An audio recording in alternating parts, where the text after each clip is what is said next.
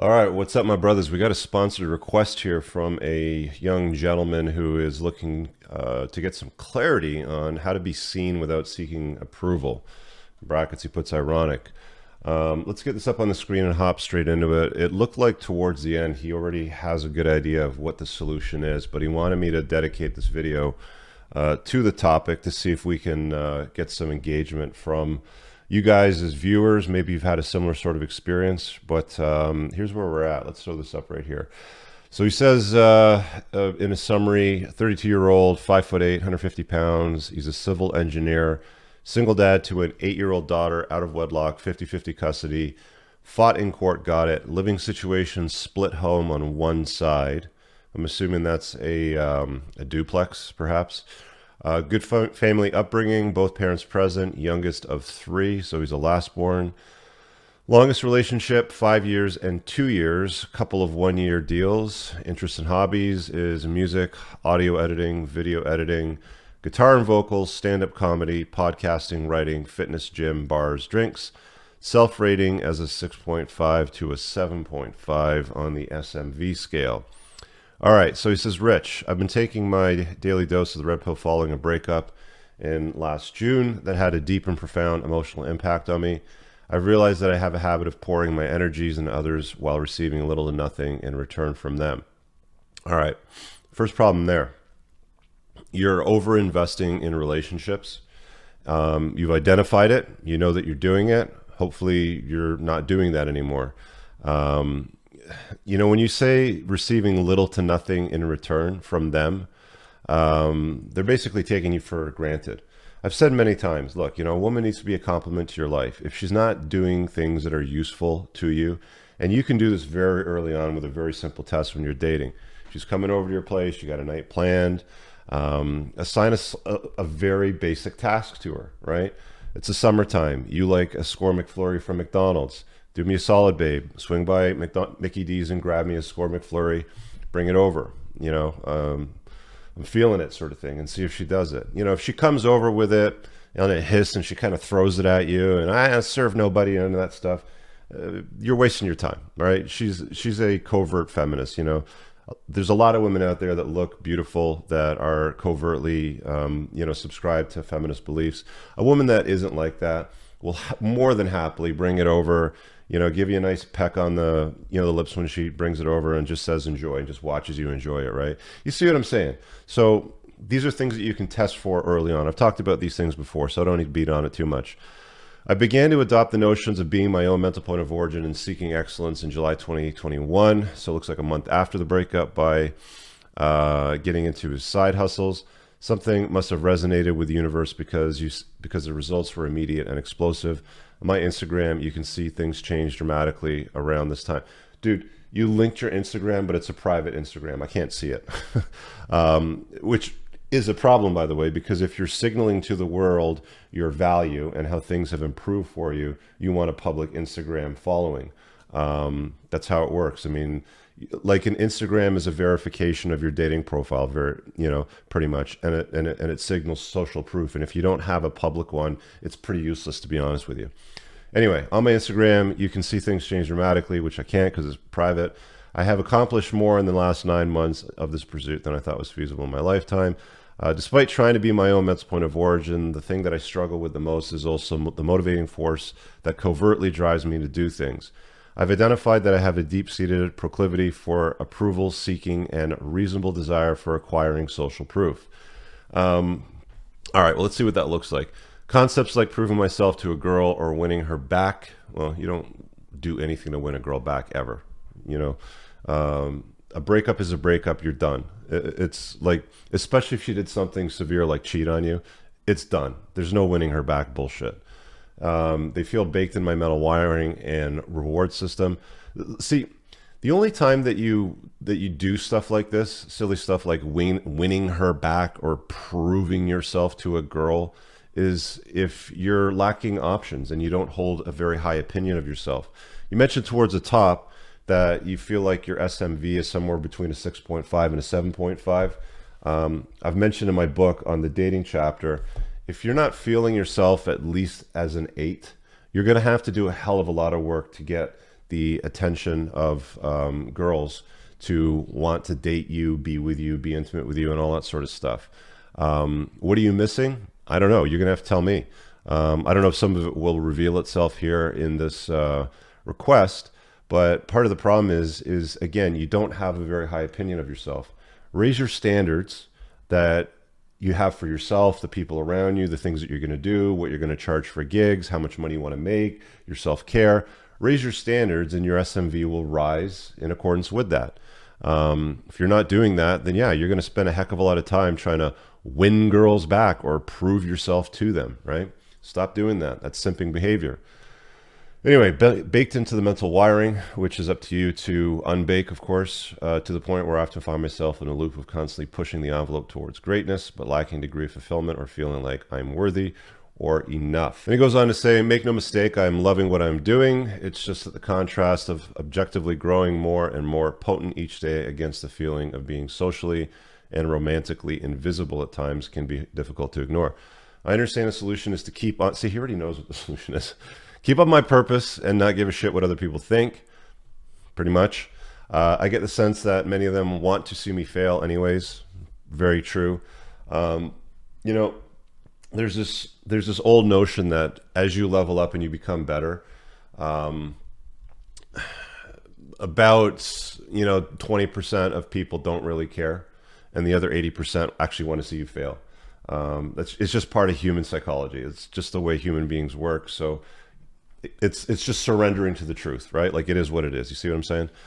I understand the solution, sense that want me to fail. Okay, so dude, like, at least your intuition's working. Like, if you're getting the sense of this fact of human nature already, then that's a good thing. So, slow clap for you for, picking up on that, because that escapes a lot of people, especially when they start getting success coming your way.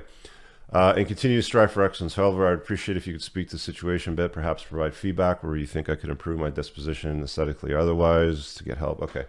All right. So dude provided me his Dropbox link with a bunch of photographs.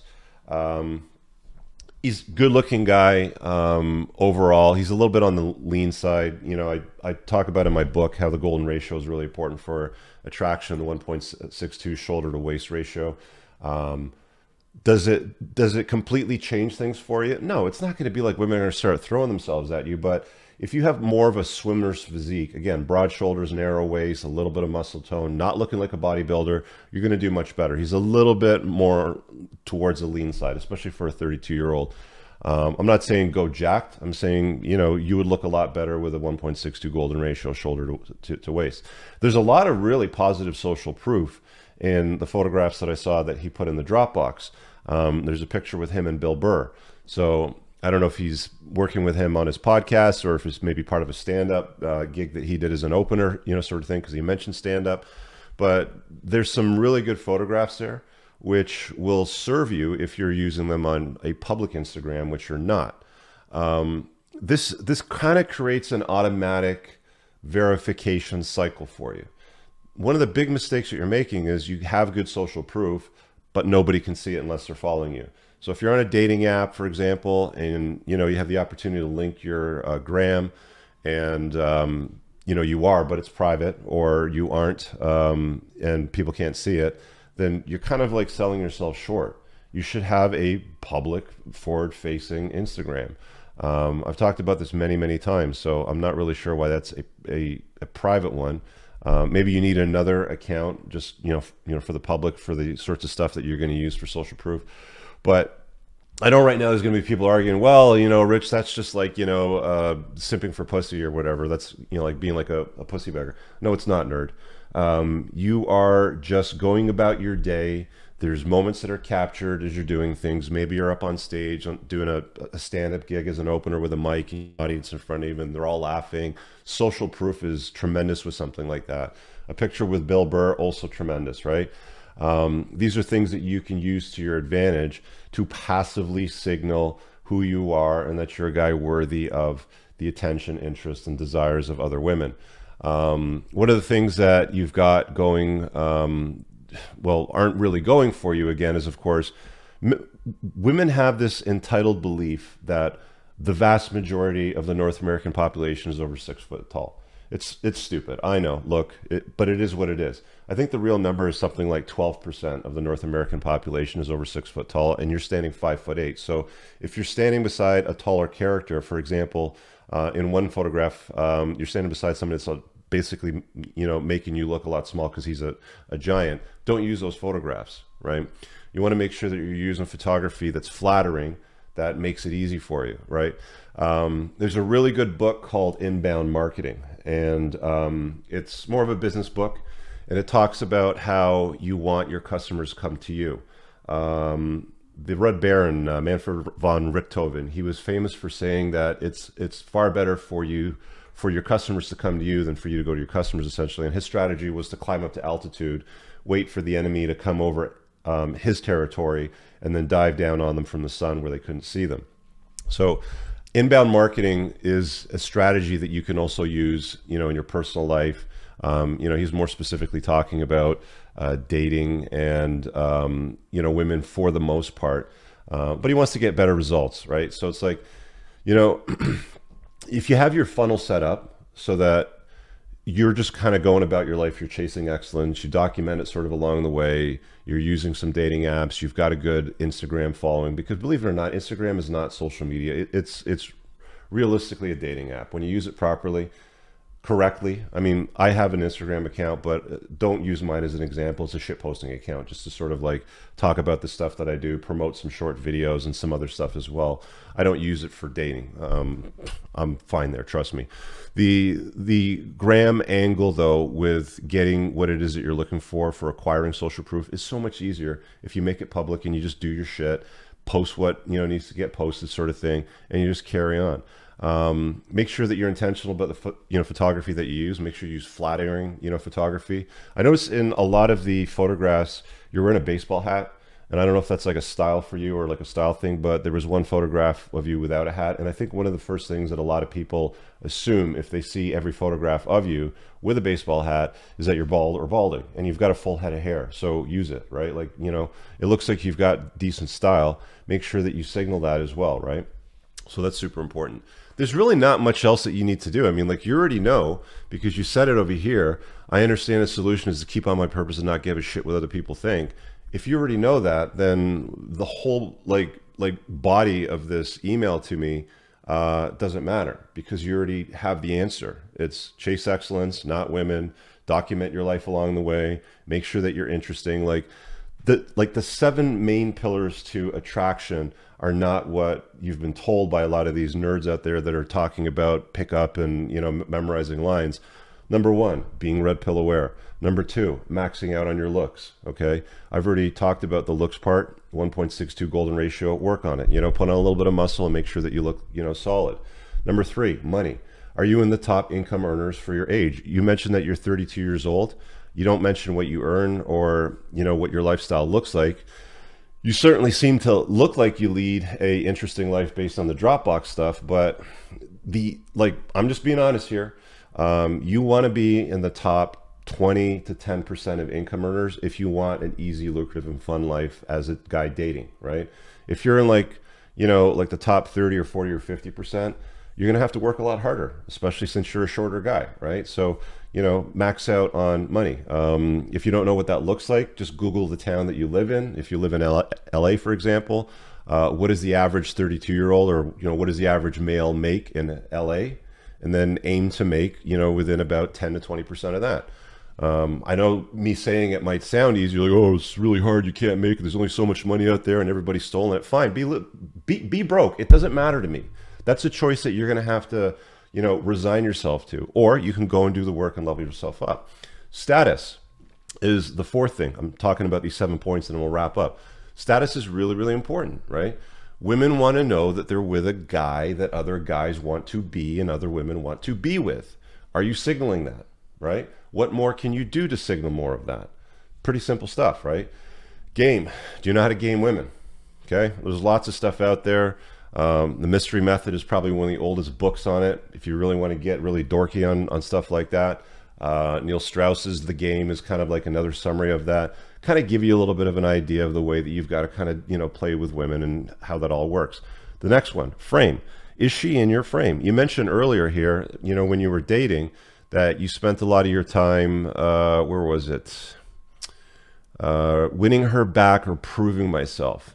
You don't prove yourself to a chick if you've got frame. She's proving herself to you. See, a lot of guys don't understand that women fall in love with men when they're doing shit for us, not the other way around. Okay? Frame is an important component of that. And the last one, number 7, is being captivating, aka being interesting, aka not being boring. You can do anything in the world that you want to a woman except bore her. Seriously. Do not be boring. Do not signal a boring life. Make sure that you're an interesting person. There's a reason why the Dos Equis guy tagline was always the most interesting man in the world. The marketers knew exactly what they were doing there. Anyway, you get the point. I think you already have a good idea of what you need to do. I think you need to hold a higher opinion of yourself. Do some more work on yourself in the areas that I talked about. Stop giving so many F's over what other people think of you, and just live an interesting life that, you know, puts you in the top, you know, 20% of guys.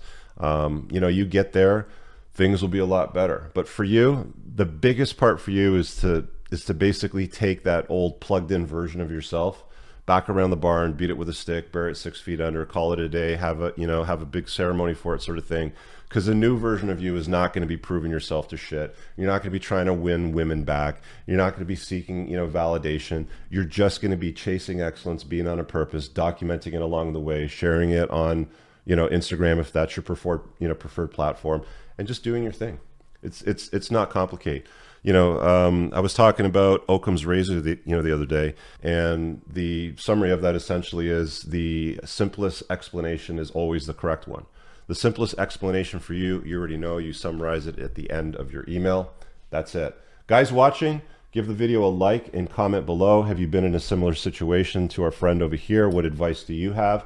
Also, in the top pinned comment, there's a bunch of links. So if you want to sponsor a video like this, you can do that. Grab my book, join my community, one-on-one coaching. It's all there. Well, hope you guys have an awesome day. Peace out.